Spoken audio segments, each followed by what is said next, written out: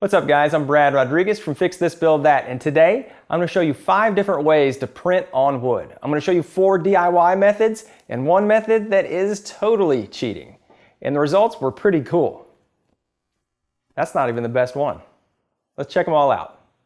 For the 5 different ways, I'm going to use a printout for each one of them so we can compare and I can show you the results. I got my logo on here, I've got a little picture, so if you want to do a picture you can see how that looks, and some text. So you can kind of see how it works for all those different scenarios, and that's going to be what you might want to use for yours. The first way that you can print on wood is acetone. I'm going to show you this. Again, this is all based around laser printed, so this is all toner. This is not inkjet. This method will work for inkjet though, just not as well. To transfer the ink, I laid the mirror image print out on the wood, and I creased the paper over the edge to hold it in place. You could also use tape here. I used a plastic hotel key card wrapped in a shop towel, and then I dipped it in the acetone. Then I just firmly pressed the key card down onto the wood and let the acetone soak into the paper, and I rubbed the towel back and forth along the surface. Now, it doesn't take long at all and the ink is transferred over. Then the paper just peels right up, there's no stickiness, and it reveals the image. Alright, so that's the acetone here. You can see the picture quality. It turned out pretty decent, like I mentioned, but on the picture it's a little bit bad. Whenever you have a lot of that dark text, it's also not that greatest. But with the little text, it looks actually pretty good for just the lined text. So that's okay. So pros, it's very quick, it's clean, it's cheap. On the cons, you're dealing with harsh chemical. Acetone's a little bit nasty, and obviously the picture quality would also be a con. Let's move on to the next one. All right, the next way to print on wood is to use a clothes iron. Now, you probably don't want to use the one in the house that your husband or wife is using. Don't do that. Go ahead and grab one from Goodwill. This one I think I got was $2 and I use it for edge banding. But the idea is that we have toner from a laser printer. We're going to use heat to transfer that to the wood. Let's see how it's done. The clothes iron method is extremely simple. I just put the paper down and I creased it over the edge like I did before. Then I literally just ironed the paper, just making sure that it didn't move around while I was doing it. I tried to press down hard and I had the iron on high, but I still don't think that it was enough heat. When I peeled up the paper, it did not look good.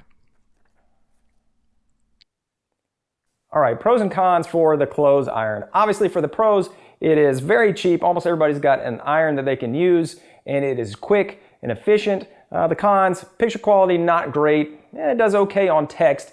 It might be better if you had a hotter iron or a more isolated heat source.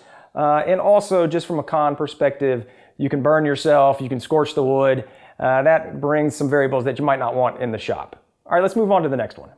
The third way to print on wood is to use a water-based polyurethane. I've got polycrylic here. I'm going to put this on, I'm going to put it on the wood, put it on top, and let it dry, and then we're going to remove the paper, and the image should be below. Let's see how it works. I brushed on the polycrylic with a small acid brush, trying to get a thin film that was wet but not puddling. I think less is better than more in this instance, and you really don't need a lot. Then I pressed the paper down into the wet polycrylic, and I smoothed the paper from the center outward to remove any air bubbles and to firmly seat the paper into the polycrylic before setting it aside to dry. It's been about an hour and the polycrylic looks pretty dry, so I got some water and a stiff toothbrush, and I'm just going to remove this paper off the back using some water to loosen it up. I found the easiest way to remove the paper is to wet the whole back first and then peel off as much as you can by hand before scrubbing. Then it's just gentle scrubbing with the toothbrush until all the paper's gone.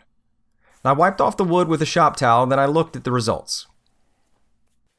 Got the polycrylic done, and this looks amazing. Really good job of transferring the ink, very dark, and the picture is almost perfect. So this one did a really good job. A little bit surprised actually. So for the pros, obviously image quality is going to be first and foremost. Great quality on that transfer. It's going to look awesome. Also, if you're a woodworker, you probably already have some water-based poly on hand. The cons, it takes a little bit longer because you have to let it dry. It's also a little messy, and I'm going to have to go in here and clean this up a bit. But all in all, this is a great option. All right, let's see the next one. The fourth way is one that's probably the most popular that I've seen a lot of YouTube videos on, is using an acrylic gel medium. This one is Liquitex, and I'll have a link down below in the description to this one, as well as all the different materials that I use in this project. But this is basically for acrylic paint, but when you put it on the surface, it will also transfer that ink onto the wood. So let's see how it works. The gel medium goes on similarly to the polyacrylic, except it's a gel versus a liquid. So I found a foam brush worked well to distribute the gel because the brush just left too many ridges. Now again here, less is more. I pressed the paper into the gel and then I pushed out all the air bubbles with my fingers and then with the key card, since the gel was just a little bit thicker and it was not as easy to move as that polyacrylic was. Then again, I set it aside to dry. Okay, this one is dry. Let this sit as well. The process is going to be very similar to what I did on the last one for the polyacrylic. Just going to put some water on here, some warm water, and get it off. I only let this sit for about an hour to an hour and a half. You don't need to do it overnight from my tests. Let's see how it turns out. The only thing different from the polyacrylic was when scrubbing the gel medium, it seemed to grab a lot harder.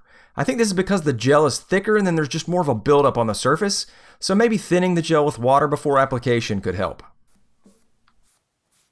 All right, the gel medium turned out great. The quality is great, just like the polyacrylic. Looks really good, really dark, great transfer. The only thing about this one is that this paper is really sticking to it, so especially if you left this overnight, it would be extremely hard. This is about an hour and a half, and I still have a lot of paper left on here, and I scrubbed it a little longer than I did the polyacrylic. So for the pros, I'm going to say excellent transfer quality. It's fairly easy to go on, but it is messy from a con perspective, and it is also a lot harder to get off. So I'm going to go back at this, clean it up a little bit, and I'm going to get you to number 5, and I'm going to do a little cheating. The 5th way that I'm going to print on wood is not DIY, but it is awesome, and yes, it is cheating. It's going to use a CNC laser. Let's check it out.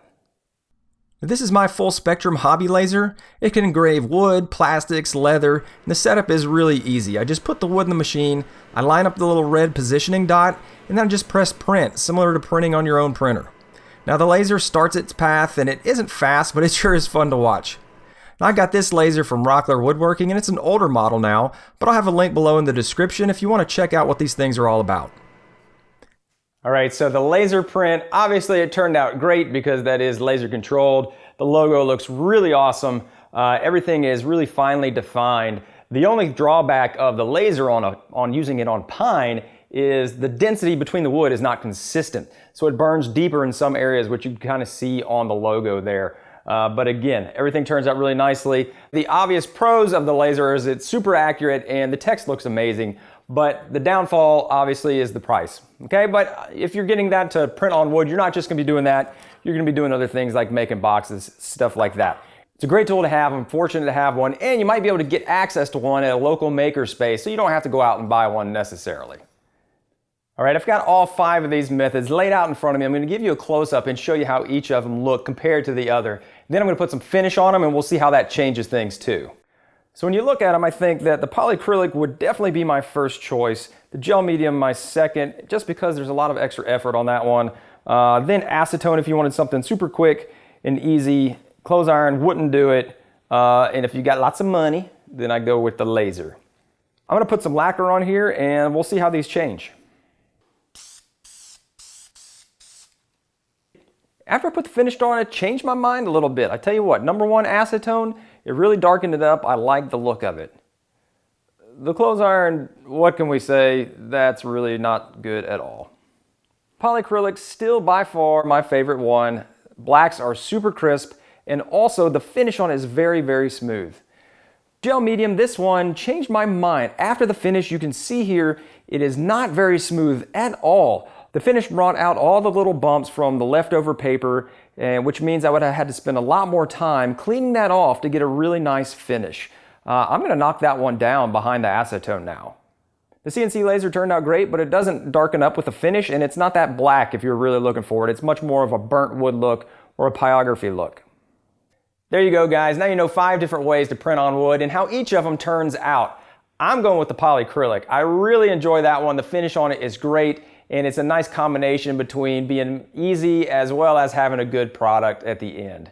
If you're not subscribed to the channel already, I'd love to have you as part of the team. And until next time, get out there and build something awesome.